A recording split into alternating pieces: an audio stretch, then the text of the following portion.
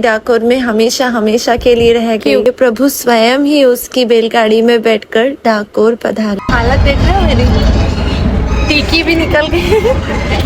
Vomit होते होते। चंदन से उन्होंने लेप लगाया था पहले, बहुत सुंदर लग रहा था वो। राधा नाम लिखा हुआ तिलक लगवाया। इतनी पॉजिटिव एनर्जी फील होती है, मैं आपको रोक ही नहीं पाई। तो अभी हम लोग निकल चुके हैं रणछोड़ राय जी के मंदिर जाने के लिए, जो कि डाकोर में बहुत ही प्रसिद्ध मंदिर है। शादी के बाद हम दोनों भी पहली बार ही दर्शन करने रणछोड़ राय जी के मंदिर जा रहे हैं।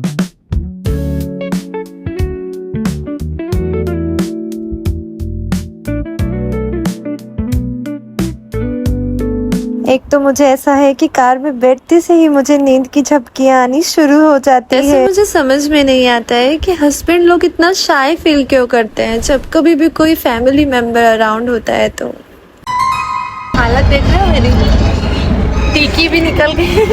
वोमिट होते होते। कि मैंने बहुत वक्त से कार से कोई लॉन्ग ट्रैवल नहीं किया था, इसीलिए मुझे वॉमिट हो गई थी। इसीलिए मैं जो भी गाड़ी में बैठती हूँ पहले ही ये मेक श्योर कर देती हूँ कि मैं अपनी तरफ की विंडो ओपन रखूंगी, क्योंकि मेरी वॉमिट का भरोसा नहीं, कभी भी कहीं भी आ जाती है। वॉमिट के बाद बहुत रिफ्रेश फील हो रहा था। वैसे तो कार में सफर करना मुझे बहुत ही ज्यादा बोरियत लगता है, पर के साथ अपना फेवरेट पर्सन साथ हो ना, तो उसके साथ सफर करना यानी कि सबसे बेस्ट फीलिंग हो जाती है। सफर तो मानो चुटकी बजाते से ही खत्म हो जाता है। इरिटेट करो, मस्ती करो, नॉन वेज जोक्स मारो जिसमें बिल्कुल हंसी ना आए, पर फिर उस शख्स के साथ हर चीज मानो बहुत ही खूबसूरत हो जाती है।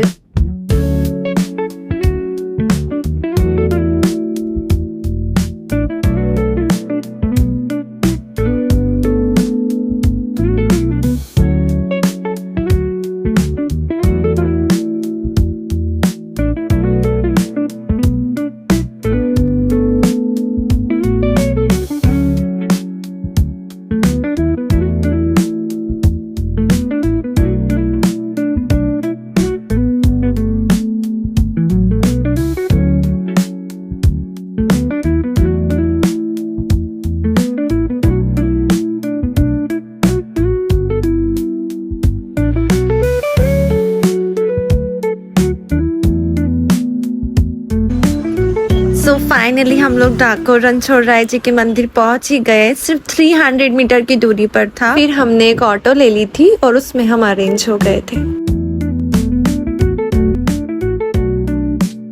वहाँ जो 300 मीटर का ड्यूरेशन था ना, वहाँ पूरा मार्केट लगा हुआ था। वहाँ बहुत सुंदर सुंदर डेकोरेशन आइटम्स और सभी आइटम्स बहुत सुंदर थे। आप जैसे ही बस मंदिर के 300 किलोमीटर के पहले आपको पार्किंग करनी पड़ती है अपनी गाड़ी की, और वहाँ से आप कोई भी ऑटो वगैरह लेकर अंदर जा सकते हैं।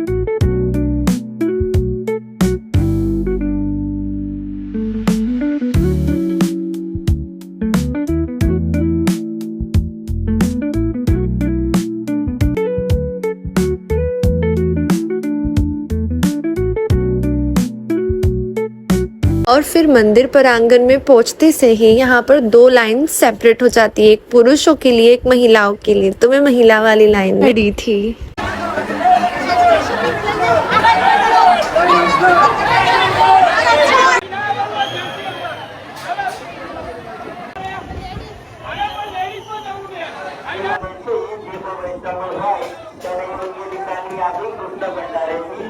तो अभी हमारे दर्शन हो चुके हैं, बहुत ही अच्छे से हुए। तो मुझे वहाँ से गुलाब और तुलसा जी की वेणी भी मिली, तो मैंने उनको अपने हेड्स में लगा लिया था, बहुत ही सुंदर लग रही थी। फिर वहाँ के अंकल से मैंने ये तिलक लगवाया राधा रानी का, जो कि बहुत ही सुंदर फेस पर लग रहा था। ये रेड कलर का राधा रानी लिखा हुआ और चंदन से उन्होंने लेप लगाया था पहले, बहुत सुंदर लग रहा था वो। फिर विशु ने भी राधा नाम लिखा हुआ तिलक लगवाया। एक बात तो सच है, मंदिर में आकर इतनी पॉजिटिव एनर्जी फील होती है। मैं ये मंदिर रणछोड़ राय जी के पहली बार दर्शन के लिए आई हूँ, पर मुझे ऐसा लग रहा था कि मैं कई बार आ चुकी हूँ। कहते हैं ना, कुछ कुछ कनेक्शन कुछ कुछ जगहों से आपका पुराना पहले जन्म का भी होता है, तो शायद पहले जन्म में भी मैं दर्शन के लिए जरूर आई होंगी। और ये जो पूरा जो जगह देख रहे हैं मंदिर के अंदर का ही है, और ये जो आइट साइड जो 2 स्तंभ है ब्लैक कलर के, ये पूरे दियों से शाम को जलते हैं। शाम का व्यू तो यहाँ पर कितना ही सुंदर आता होगा, हम सोच भी नहीं सकते। और ये पूरा आसमान खुला है, यहाँ आप भेंट वगैरह चढ़ा सकते हो, जो भी आपकी क्षमता है आप उतना डोनेट भी कर सकते हो। ये एग्जिट वे है बाहर जाने का रास्ता, पर मेरा तो मन बिल्कुल ही नहीं कर रहा था।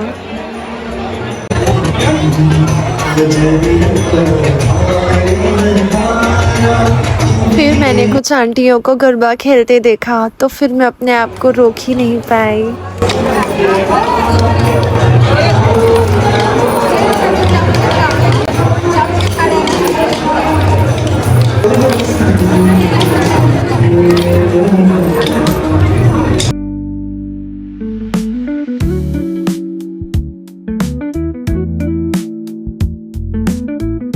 और ये जो तराजू आप देख रहे हैं, ये प्रभु के अति प्रेमी भक्त ने उन्हें एक नथ के साथ इस पर तोला था। और चौंकाने वाली बात तो ये है कि दोनों का वजन उस वक्त सेम आया था। और फिर प्रभु के यही चमत्कार की वजह से द्वारिका की मूर्ति डाकोर में हमेशा हमेशा के लिए रह गई, क्योंकि प्रभु का एक भक्त बोडाड़ा उनसे मिलने के लिए पैदल द्वारिका जाने के लिए असमर्थ हो चुका था। इसीलिए प्रभु स्वयं ही उसकी बैलगाड़ी में बैठकर डाकोर पधारे। तो फिर आप कब जा रहे हैं डाकोर?